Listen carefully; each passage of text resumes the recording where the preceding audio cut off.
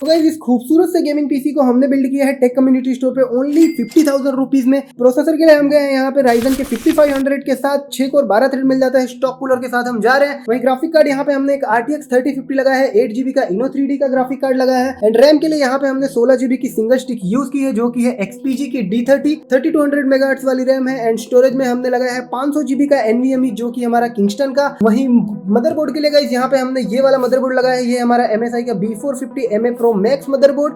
2 RAM slot NVMe का slot आपको देखने मिल जाता है। 500 वोल्ट का यहाँ पे हमने रॉ पावर सप्लाई लगाया है जो कि सर्कल का PSU। एंड केस के लिए यहाँ पे हम जेब्रोनिक्स के मर्क्यूरी केस के साथ गए हैं जिसके अंदर आपको 3 ARGB पंखे मिल जाते हैं जिनको आप कंट्रोल भी कर सकते हो ऊपर दिए गए बटन के थ्रू।